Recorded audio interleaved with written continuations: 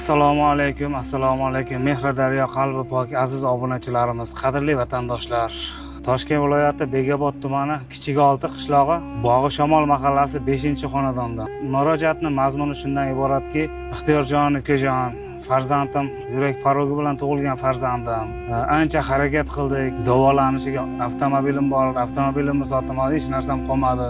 O'zim xalq xizmatida, to'ylarda montaj qilib yurardim, montajni kompyuterlarimni ham sotdim. Ushbu xonadonga keldik. Aziz obunachilar, uylarning ahvolini ham ko'rib turibmiz. Kambag'alni tuyani ustida ham it qopadi degan eskilardan maqol bor deymiz.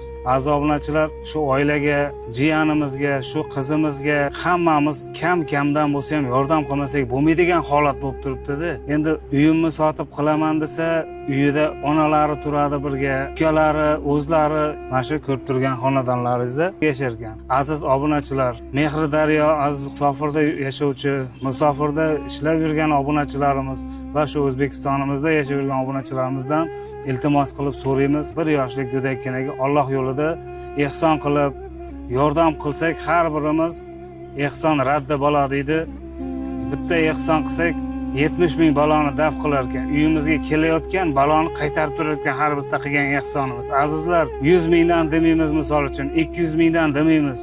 10 ming so'mdan, 20 ming so'mdan. Biz musulmonlar mehri daryo insonlar biz azizlar. Ko'p xalqli davlatmiz. 36 millionmiz, 40 millionga yaqinmiz. O'zbekiston ahlini hisoblaydigan bo'lsak va bizni kuzatib borayotgan Qozog'iston, Qirg'izistondan ham obunachilarimiz bor. Boshqa davlat Tojikistondan qolaversa obunachilarimiz bor. Azizlar, Alloh yo'lida akamizga, akamizning farzandiga Alloh yo'lida oz-ozdan bo'lsa ham ehson qilsak, ko'pchilikka hech narsa emas. Bitta o'zi ancha qiynalib qolgan hozir. O'zlaridan ham suhbatini olamiz, intervyu olamiz albatta hozir. Mana shunday insonlarga Alloh yo'lida biz ham borib video roliklar qilishda davom etamiz xudo xohlasa.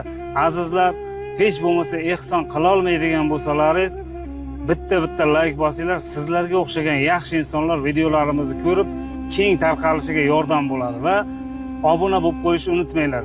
Menga obuna yoki like degan narsa o'zimga kerak emas. Faqatgina shu ko'pchilik shu videoni ko'rsin. Har bittalaringiz ko'rdilaringizmi? Bitta like bosinglar. Qancha ko'p like bo'lsa, ko'pchilik ko'rishiga siz ham sababchi bo'lasiz.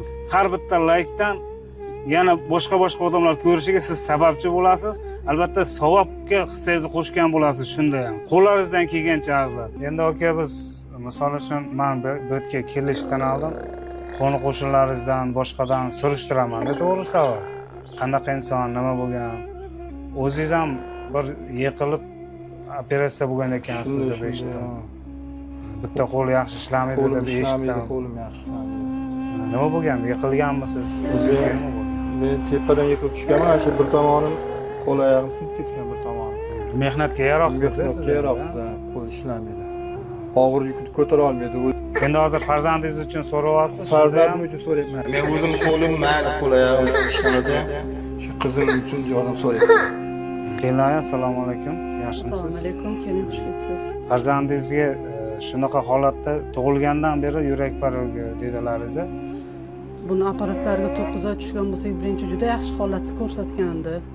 Farzandim tug'ilgandan keyin 3 kun, 4 kun tug'ruqxonadan chiqish kuni bilindi. Yuragi tez urib mazasi qochib, detskiy vrach sразу UZI qildirib, Toshkentga jo'natgan qog'ozlarini.